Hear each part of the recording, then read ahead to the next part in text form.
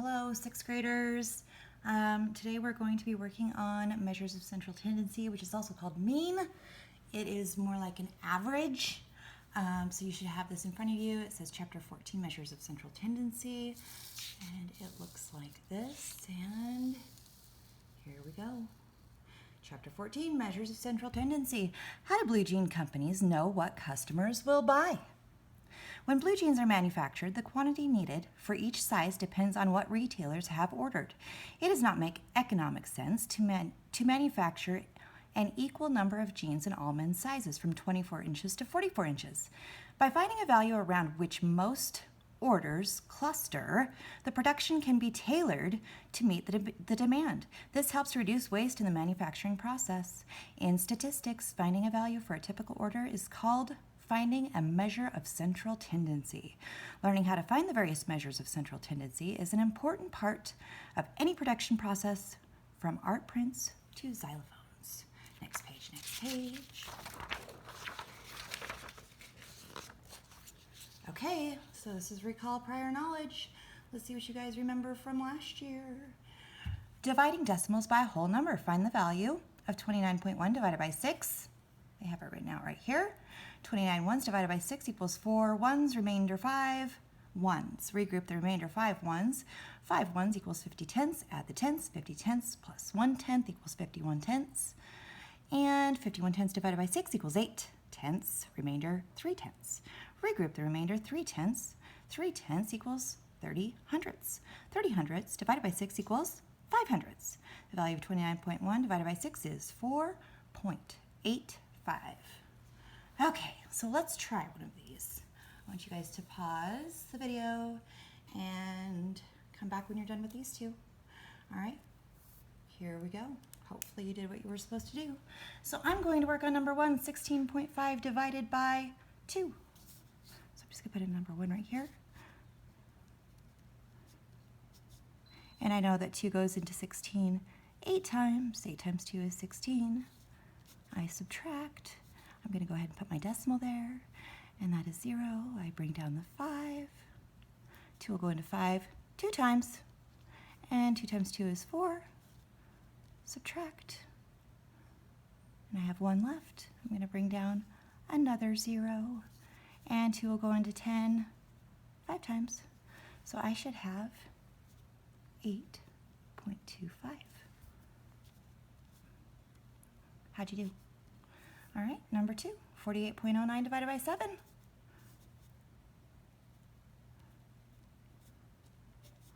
I know that 7 will go into 48 6 times without going over, and that equals 42. I have 6 remaining. I bring down a 0. I'm going to go ahead and put my decimal there, and 7 will go into 60. 8 times. And 8 times 7 is 56. I go ahead and subtract. I get 4. I'm going to bring down the 9. I have 7. It all pans out. So I should have 6.87. How'd you do? All right, let's keep reading. Finding the average of each data set. Find the average of 12, 14, 18, 24, 36, and 40. First, find the sum of the data values. 12 plus 14 plus 18 plus 24 plus 36 plus 1 plus 40 equals 144. Then divide the sum by the number of data values. What does that mean? They take 144 and divide it by how many numbers there are, which there are 1, 2, 3, 4, 5, 6 numbers, and they got 24. So what you're going to do is try the same thing. You're going to add these up all together, and then you're going to divide it by how many numbers there are in order to find your mean. Okay, so pause the video, try 3 through 6, and then come back with me. All right, so let's start with number 3. I have 2 plus 4 plus 16 plus 18, and my total should be 40. Now I'm going to divide what all of these are added up together. Plus, plus, plus. And I'm going to divide it by how many numbers there are. How many numbers are there? There are 4. So I should have 10. So my mean equals 10. Let's try the next one. I have 3 plus 5 plus 7 plus 8 plus 21 plus 31. And my answer should be, to add all of those together, would be 75. I'm going to go ahead and work right here. And I'm going to go ahead and divide that by however many numbers there are. There are 6 numbers. Okay, so 6 will go into, let's say, 7 one time without going over. I'm going to subtract. I have 15. 6 will go into 15 twice. And then I have 12. Subtract. I have 3. I'm going to go ahead and put my decimal right here and bring down another 0. 6 will go into 35 times. 5 times 6 is 30. Okay, how did you do? We should have gotten 12.5 for that one. All right, number 5. I have 14 plus 30 plus 32 plus 50, and I should have gotten 126 when I add all those together. And I'm going to divide that by however many numbers there are. There are 4 numbers. 4 will go into 12 3 times. Bring that down. I have 6 left. 4 will go into 6 1 time. Bring that down. I have 4 left. Bring down another 0. And while I do that, I'm going to put a decimal there. 4 will go into 25 times. And it pans out to 31.5. So far, so good. Let's try another one. Number 6. I have 25 plus 32 plus 46 plus 55 plus 78. And I get, I'm going to go ahead and work over here, 236. And I'm going to divide that by however many numbers there are. 1, 2, 3, 4, 5. I'm going to go ahead and say that this is number 6 right here. Okay, so 5 will go into 23 4 times without going over. That gives me 20. I'm going to say, bring down my 6. Okay, and 5 will go into 36 7 times. And 7 times 5 is 35. I have 1 left over. I'm going to go ahead and put a decimal there and bring down another 0. 5 will go into 10 2 times. And that should pan out. Did you get 47.2? If you did, you are correct. All right, moving on.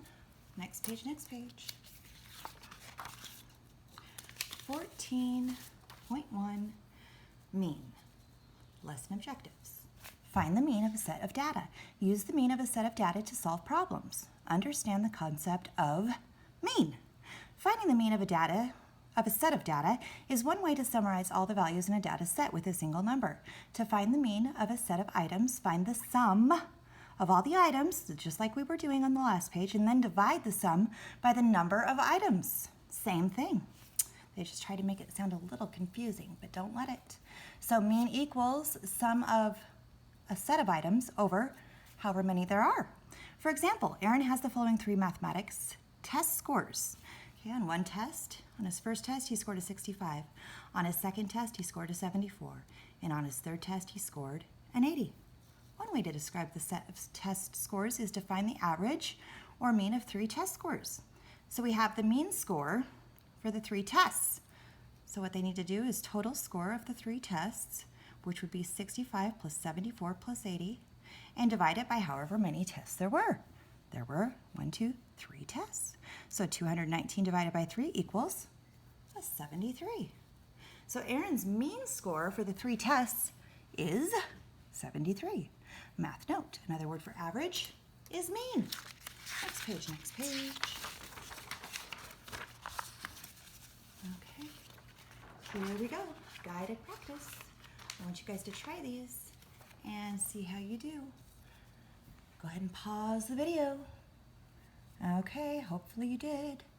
So it says 4 boys have heights of 154 centimeters, 157 centimeters, 160 centimeters, and 165 centimeters. What is the total height of the 4 boys? So it's not wanting the mean yet, it's just wanting the total height.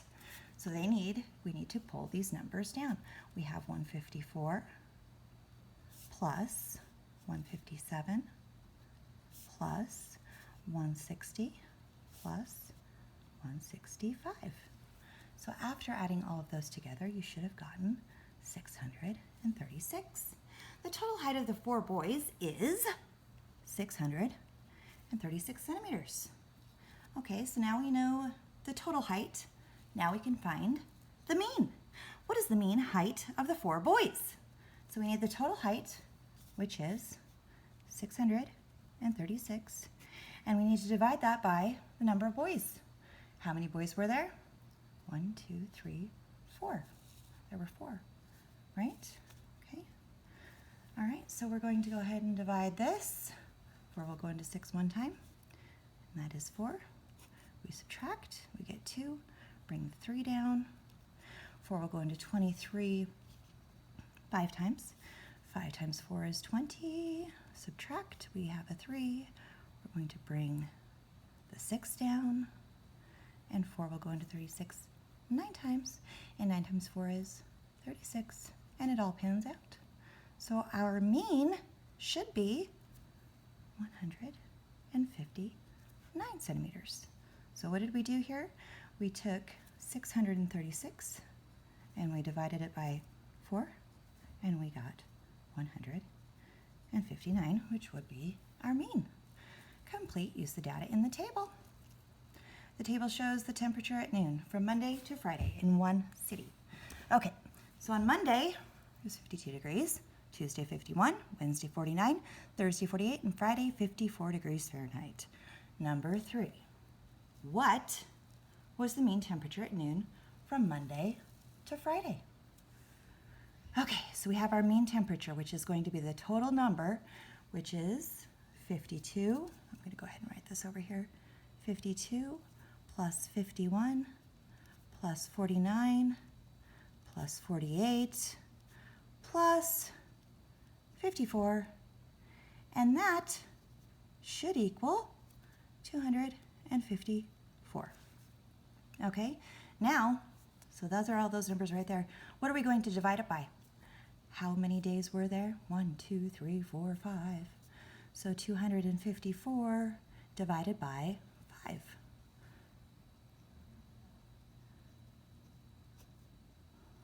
Okay, here we go. 5 will go into 25 5 times.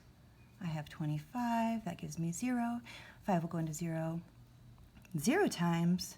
That also gives me 0. I'm going to bring down the 4, and I'm going to put a decimal here because I need another 0. 5 will go into 48 times. Remember how to do this, right? So I should have gotten 50.8 as my mean. Agreed? The mean temperature, 50.8 degrees Fahrenheit. How'd you do? All right, next page, next page. All right, here we go. Learn. Find the mean of a data set using a dot plot. There are 6 songs in an album. The dot plot shows the length of each song in minutes. Each dot represents one song. So, for instance, one song is 2 minutes, 2 songs are 3 minutes, 2 songs are 4 minutes, and one song is 5 minutes long. To find the mean, first calculate the total length of the 6 songs. Then divide the total length of the songs by the number of songs. So one song of length of 2 minutes is 1 times 2 is 2. 2 songs of length of 3 minutes is 2 times 3, which is 6. 2 songs of length is 4 minutes. There's our 2 times 4 is 8. And 1 song of length 5 minutes. 1 times 5 is 5. Now that we've got that, we can take all of these numbers and add them up right here. 2 plus 6 plus 8 plus 5 is 21. We're going to divide that by however many songs there are. 1, 2, 3, 4, 5, 6. Yep, there are 6 songs, which would give us a mean of 3.5 minutes. The mean length of the 6 songs is 3.5 minutes. All right, let's try this one down here. A group of volunteers was selling coupons to raise money for a food pantry. The dot plot on the right shows the number of coupons sold by each volunteer. Each dot represents one volunteer. Each one of these dots is one volunteer, right? Okay, so how many volunteers sold 8 coupons each? I would say 3. So we would take 3 times 8, which is 24. So far, so good? Okay, how many volunteers sold 9? I would say 2 dots. 2 times 9 is 18 coupons sold. All right, next one. How many volunteers sold? 10 dots. 3. Okay, so 3 times 10 is 30 coupons sold. So altogether, coupons were sold together. How many? We have 1, 2, 3, 4, 5, 6, 7, 8. Wait, no, that's not, yes. That's correct. Okay, so there were blank volunteers altogether. Whoops, this is wrong. Let's go back. How many coupons were sold altogether? We need to add this up. 24 plus 18 plus 30. Coupon sold, coupon sold, coupon sold. And we would have 30 plus 24 plus 18 would be 72. Sorry, guys. 72 coupons were sold altogether, and there were 8 volunteers. 1, 2, 3, 4, 5, 6, 7, 8. Remember that each dot represents 1 volunteer. Okay, so the mean number of coupons sold by the group of volunteers was, we need to find our mean. We need 72 divided by how many volunteers? 8, which would be 9. All right, next page, next page. Oh, that's actually it. That's where we stopped for today. So now you are going to work on the practice of 14.1. If you guys have any questions, do not hesitate to call me, or email me. I am here. I am just an email away. So have a good day, guys. We'll talk to you later. Bye-bye.